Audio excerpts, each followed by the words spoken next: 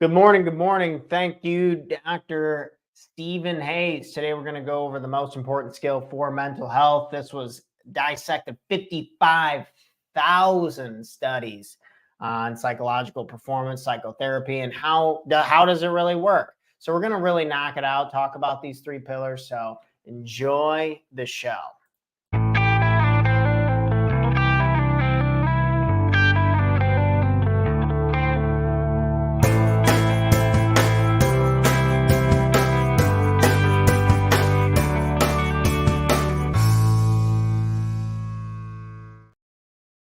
Good morning, and welcome back to another episode of the Talk Taryn Morning Show, where we go over tips, tricks, ideas, and exercises to help make you the absolute best entrepreneur you can be, not only for yourself, but for the people you love and care about most. Good morning this morning, and we're going to be diving into the three pillars of psychological flexibility. What is psychological flexibility? And in this awesome article that I was really breaking down, I've been looking for something science-based to really kind of help me add to my language of what it is that I really do for people, how the one-page life plan makes a genuine impact on people, and hopefully we can continue to spread the message and get more students into the course, into our coaching process to help just reduce stress and have more joy, right? That's really the goal of life. So we're going to break these down into three different parts as we're going through it. And I think it'd be really helpful for me to go ahead and share my screen. I have some of my own definitions and examples for each one, but we'll start with Dr. Stephen Hayes for his. So good morning.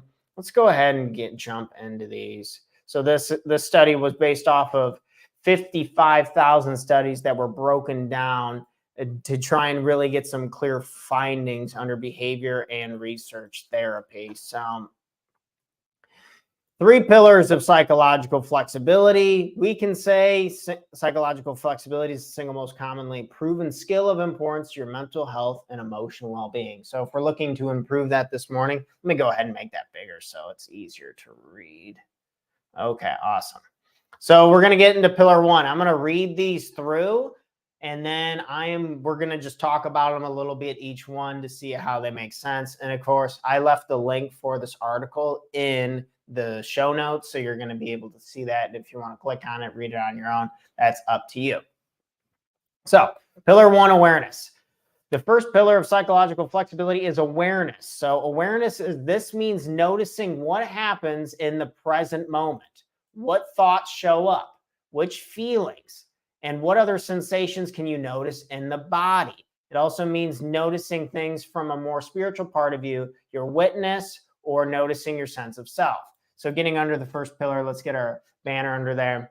I like to think of awareness as this witness, as this observer, as this sense of self. So if you just take a moment and you kind of open your focus a little bit, what are you paying attention to right here, right now? Like, that is our awareness. And I'm going to throw up another definition that I liked that I wrote down. So awareness is, we need to zoom in on that a bunch too, so you guys can actually read it. Okay. Let me zoom out a little bit. Okay. Awareness refers to your ability to perceive, understand, and be conscious of yourself, your thoughts, your emotions, and the world around us.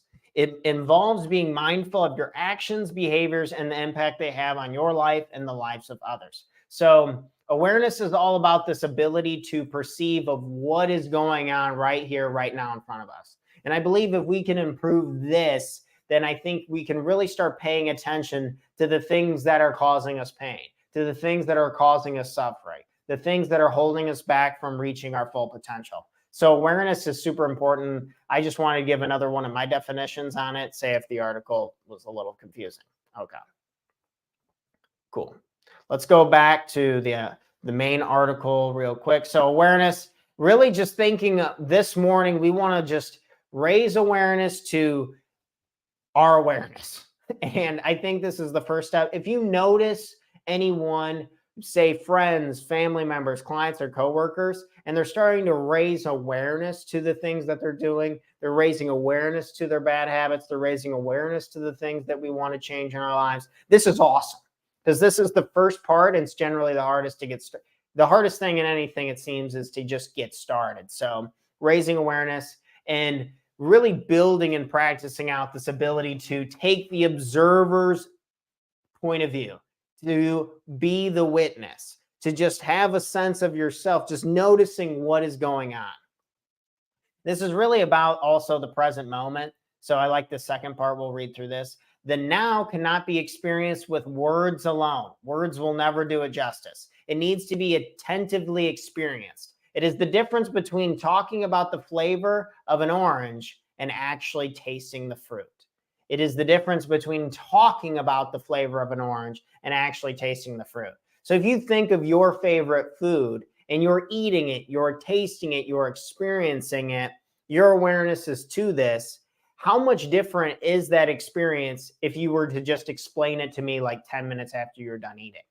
The words would never do it justice. So it's hard to put this stuff into words, and it's more just trial and error and playing around with it. Good morning. Good morning. Thanks for tuning into the show this morning. And just giving some practice and some awareness to that, and how valuable and awesome it is to just be focused on the experience that's right in front of us, right in this present moment. I think we can reduce a lot of pain and a lot of suffering just by increasing our ability to have awareness and be locked into the present moment. Okay. Let's go on to pillar number 2. Pillar number 2, this is openness. And essentially, he'll talk about it in a second, but really we're talking about this inner critic. So does anyone have an inner critic? This is really common. I'm going to read through a little bit of my definition that I kind of pulled from a few different sources this morning. But the inner critic is used to describe the internal voice or self-talk that often involves self-criticism, self-doubt, and negative self-judgment. It is the part of your mind that can be overly harsh and critical of your actions, decisions, and self-worth. The inner critic can undermine your self-esteem, create self-sabotaging behaviors, and contribute to feelings of anxiety, inadequacy, and unhappiness. I believe the inner critic problem is something that causes probably more suffering than anything else. This little voice in our head, this little a-hole version of ourselves, is just coming down on us, talking crap about us, doing this and doing that. And I wanted to go through maybe a few points on fighting this inner critic. Here, pull up some of my notes. One would be to just acknowledge and identify your inner critic exists. Acknowledge and identify it.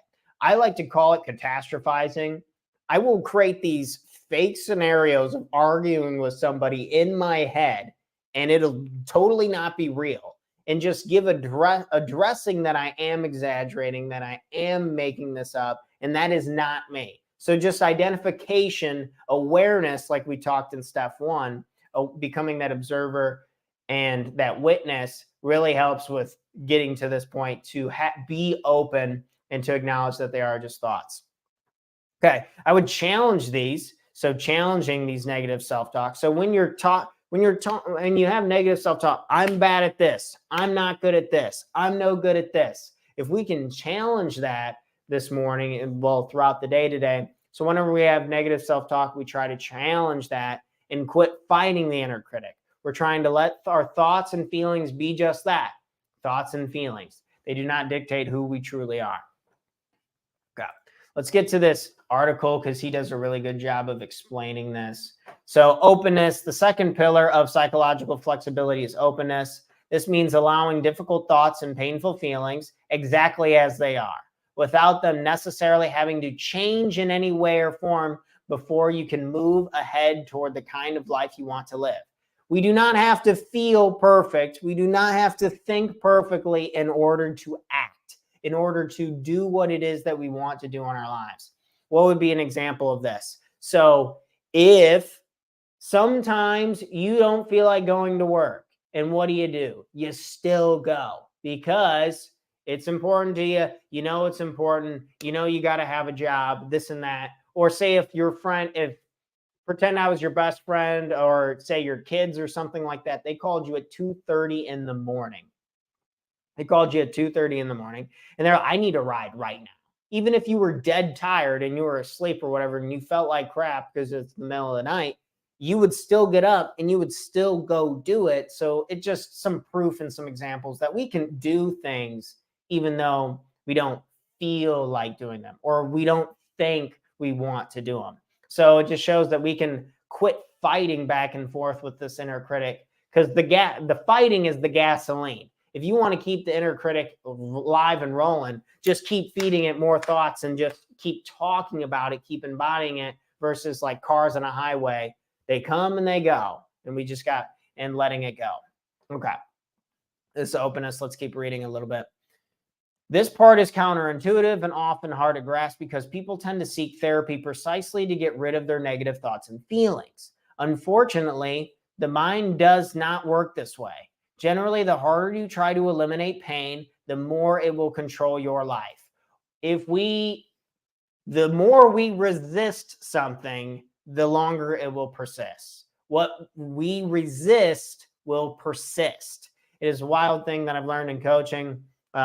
Shout out to my coach and having such an impact on me. Just talking about this quite frequently. If I resist my negative thoughts and feeling, if I resist this stuff and I just don't let them just be and surrender to them and just feel the feeling real bit, and if I really just feel it instead of just pushing it down and away, it tends to kind of just float away. So give the chance, and the inner critic will talk, and just challenge it. Be like, is that really what I want to listen to right now? Is that totally true? Or is this just a thought? Is this just a feeling? And just allowing it. So instead, openness is about dropping the internal fight. Stop fighting the inner critic, allowing thoughts and feelings to be what they are, merely thoughts and feelings, without them needing to control you. Ironically, in that open posture, thoughts and feelings often do change in a more positive direction. The second we just gain awareness and just identify as an observer or witness that those are just thoughts and feelings, they're not who I am, then the openness allows us to just quit fighting the inner critic. I think that leads us to our last one, valued engagement. So this is the third pillar of psychological flexibility. Good morning.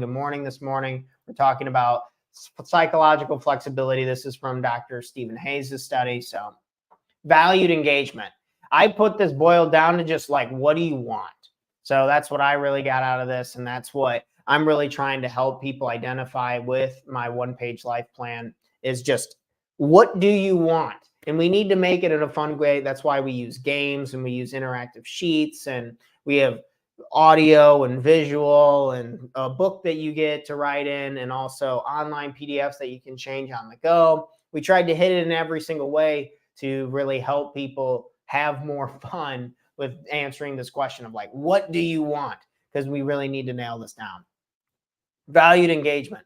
The third and final pillar of psychological flexibility is valued engagement. This means knowing what matters to you and taking steps in this direction. Knowing what matters and taking steps in this direction. It involves being in contact with your goals, objectives, what you want to reach or achieve, and your values. Those personal qualities you choose to manifest and be guided by, regardless of the specific outcome. In our first week of the class, we do values, and values just, man, those are money. But a lot of the questions and exercises we see hundreds and hundreds of thousands of other coaches doing, I found a lot of them really boring. So we tried to make it a game and plug and play and all this stuff. So to make it encouraging and fun, to just know your values, get engaged with them, know your top 5, know how to define them, understand this process, and live in alignment with them. So these matters need to be freely chosen.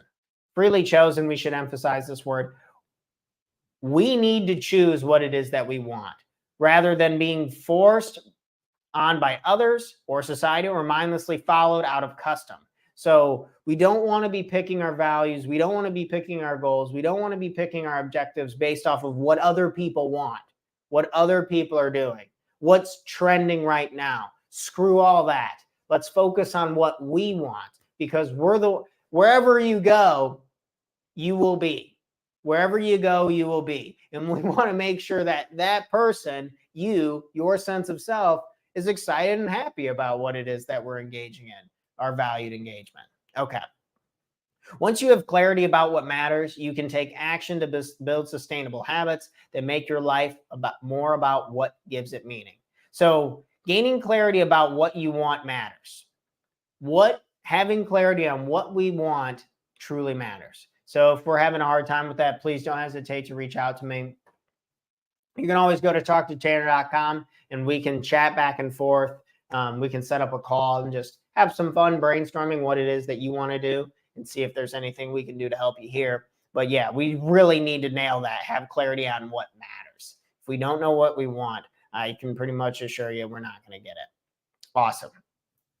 So these were the 3 pillars of psychological flexibility. I wanted to get on here today and kind of run through them real quick. So just a quick little recap before we jump out of here. The first step for improving our lives and being happier and healthy people, I believe, is just gaining awareness. Just awareness. Get comfortable and really practice this observer approach. Like, we are not our mind and we are not our body. Sounds weird. It's tough to grasp, but just practice it. If you sit here and you can focus right now, you kind of like take yourself out of yourself and really view what's going on. Because when you think of your brain, you think of your hands and everything, like these are just like tools and ability to really help our consciousness kind of make and dictate our choices. It's really wild concept, but just practice it and kind of observe yourself on what it is you're doing and how you're approaching things, and start to question when things come in. And that gets us to openness. So when this critic, when this a-hole version of ourselves comes in and starts making judgment, has negative thoughts, and it's like, you're not enough, you're not doing this. If we can acknowledge that that is not us, those are just thoughts and those are just feelings, those are not us, then I think it becomes a lot easier to just drop the fight. Stop fighting it. We don't need to fight it. I personally have really benefited from I don't fight it. I don't even acknowledge it. I just let it, cars on a highway and come and go. I have a thought about work. I have a thought about clients. There's a time to plan. But if we just are planning all the time, we're just missing the moment. We're not actually there. We're not tasting the fruit. We're out of the moment. So there's a time for planning, and we can set that up. I do mine on Sundays when I'm watching football. I'm planning out, I'm writing out ideas. I do that. But the rest of the time, I've already made my decisions. I've already planned. So I don't need to go over it for 10,000 freaking times, because it's usually negative. It's usually biased, and it's usually exaggerated and not true. So kind of just dropping the fight. I'm not going to fight with this inner critic. When you think of kids or a young adult or even adults, if you just keep fighting with them, they're going to keep going as long as you keep going. But when you stop fighting and you stop giving them attention, what happens? It usually tends to calm down. They quit fighting back because they don't see that they're getting anything out of it anymore. They're not getting the attention. And then after critic, just valued engagement, identifying what it is that we want and taking a step towards it. So being aware of what's around us, our thoughts, our feelings, our sensations. Inner critic. Thoughts come in, we let them go. Feelings come, feelings go. That stuff's temporary. And then just identifying what it is that we want. If you tell me what you want, what is your number one goal? And if you do not know your number one goal, please go over to talktotanner.com. Either set up a time to talk with me or check out our one-page life plan class. Those games and stuff, they're a deep dive on you. You will definitely know what it is that you want. But knowing what it is that we want, maybe you want a new job. Maybe you want to lose weight. Maybe you want to just maybe you want to find your love partner. Identify what it is that you want. What is one step that we could take today that's going to get us closer to what it is that we want? And if we can just do that, just one little tiny step, I promise it'll feel good. The anxiety will alleviate a little bit. Action's the best teacher. Action is what just gives us the real competitive advantage. In the information age, we're just drowning in information, starving for wisdom. And that wisdom, I believe, is taking one step closer to what it is that you truly want. Not what society wants, not what mom and dad want, not what everyone else wants, what we want, what I want. And what I want is to be happier, to be healthier, to not be so hard on myself so I can be positive, uplifting, to help other people, and to take action on my goals, my objectives, my values. So cheers to that, friends. That's all I had this morning. Valued engagement. These are the 3 pillars of psychological flexibility. Stay flexible. Life's crazy, ups and downs. Everyone's got a unique situation. And if you ever need help, please, you go over to talktotanner.com over here, and you can book a call. You can click that contact button right here. You can schedule a call with me. Oh, I got to share my screen, right? So you can always go to talktotanner.com. You can click that. That's a fave icon. That'll take you home. If you want to talk to me, just go to contact and schedule a call. You'll be able to pop up. You can click anything on the calendar, see what time's available for you, what works for you. Or possibly you want to learn more about our one-page life plan. Our one-page life plan, it's the 6-week course. This is the best. This is the highest value, and what I recommend more than anything. This is just going to be a real deep dive on you, for you, and what it is that you want to do. You want to, maybe it'd be helpful if we showed one of our exercises. So something that we're working on. So this is one of the goals sections that we have in here. Just plug and play stuff to really go over what it is that we're working on. The goal tree. These are one of the games that you get to play and go through. We have tutorials to kind of try and make sense of this, to really go through. But I wanted to read this affirmation before I get out of here today. I love myself. Can you guys read that? Can you see it? Oh, I got to open it up. Let me widen my screen really quick. I love myself, and I will let go, surrender, and fully accept who I am and what I want out of life. Man, I love that affirmation. Had to put it in there. But cheers, friends. So if you want to check more out, stuff like this is just an example. This is one of the many exercises that you get going through the one-page life plan course. If you want to contact or talk to me, you can always go to talktotanner.com and contact and schedule a call. So cheers, friends. That's all I have. I'm getting out of here. Make sure you guys have a wonderful, wonderful day. And in case you needed to hear it, I love you. You're a badass. Let's take one step closer towards the psychological flexibility, raise awareness, openness, and valued engagement, and see if it can make us happier and healthy people. Thanks so much, guys. I'm out.